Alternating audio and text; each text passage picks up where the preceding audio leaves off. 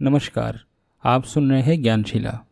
ये वीडियो श्री भाई जी श्री हनुमान प्रसाद जी पोद्दार के लेख पर आधारित है, जो कल्याण मासिक पत्रिका में प्रकाशित था। तो चलिए शुरू करते हैं।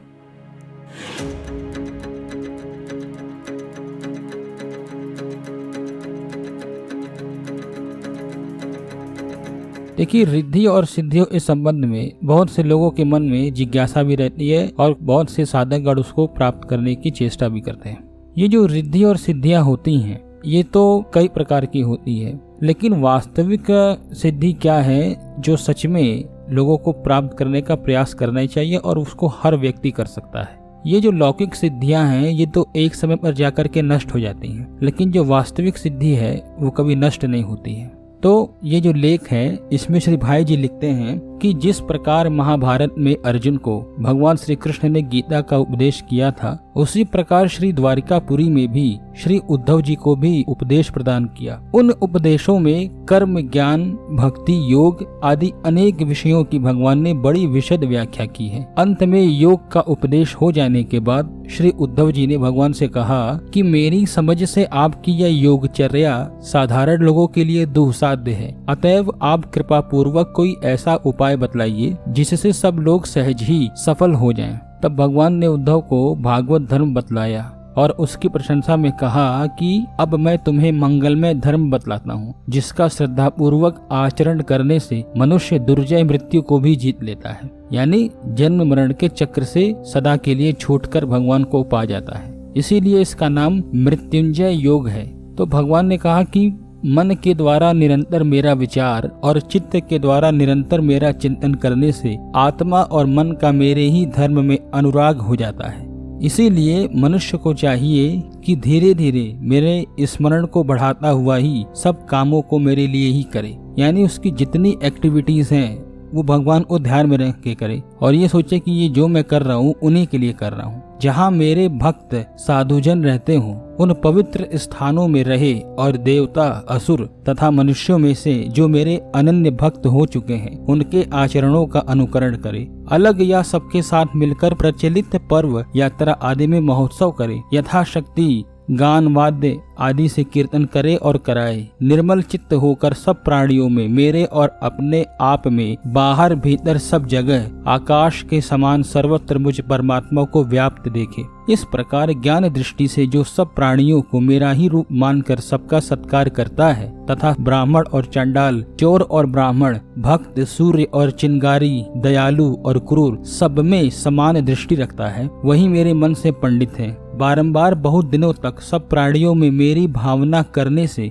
मनुष्य के चित्त से स्पर्धा, असूया, तिरस्कार और अहंकार आदि दोष दूर हो जाते हैं। अपनी दिल्लगी उड़ाने वाले, यानी अपनी हंसी मजाक उड़ाने वाले घर के लोगों को मैं उत्तम हूँ या नीच हूँ, इस प्रकार की देह दृष्टि को और लोक लाज को छोड़कर कुत्ते, चंडाल, गौ और गधे तक को भी मनी मन प्रणाम करे और भगवत भाव से प्रणाम करे। तो जब तक सब प्राणियों में मेरा स्वरूप न दिखे, तब तक उक्त प्रकार से मन, वाणी और शरीर के व्यवहारों द्वारा मेरी उपासना करता रहे। इस तरह सर्वत्र परमात्मा बुद्धि करने से उसे सब कुछ ब्रह्ममय दिखने लगता है। ऐसी सिद्धि उसके पास आ जाती है। ऐसी दृष्टि हो जाने के बाद जब समस्त संशयों का सर्वथा नाश हो जाए, तब उसे कर्मों से उपराम हो जाना चाहिए, अथवा वह उपराम हो ही जाता है। मन, वाणी और शरीर की समस्त वृत्तियों से और चेष्टाओं से सब प्राणियों में मुझको देखना ही मेरे मत में सब प्रकार के मेरी प्राप्ति के साधनों में, सिद्धियों में सर्वोत्तम साधन है। उद्धव, एक बार निश्चय पूर्वक आरंभ करने के बाद फिर मेरा यह निष्काम धर्म किसी प्रकार के विघ्न बाधाओं से अणु मात्र भी ध्वंस नहीं होता है। बस एक बार शुरू करने की देर है,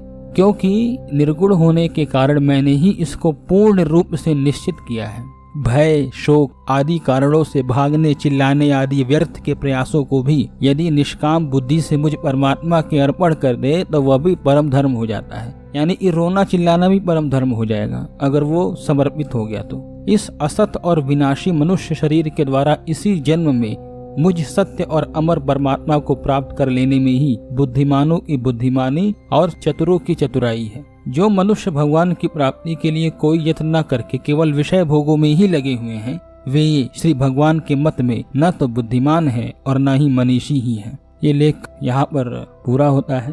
और देखिए, एक बहुत ध्यान देने की बात है कि आजकल बहुत तरह तरह के लोग हैं जो कहते हैं कि भगवान की प्राप्ति इतने दिनों में हो जाएगी, या ये क्रियाकलाप कर लेंगे कुछ महीने तो हो जाएगी, या कुछ सालों में ये करने से हो जाएगी। देखिए, ऐसा मैं ये तो नहीं कहूँगा कि ऐसा नहीं होता है, लेकिन मेरे मत में ये लगभग बेवकूफ़ बनाने वाली, मूर्ख बनाने वाली बात है।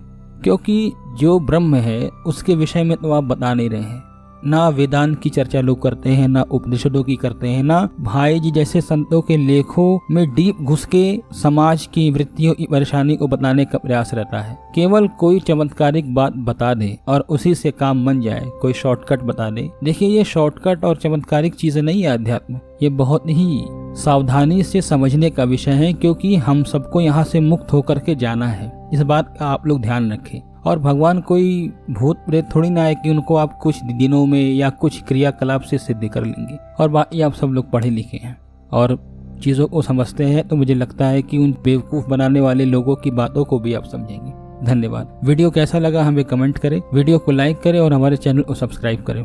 धन्यवाद।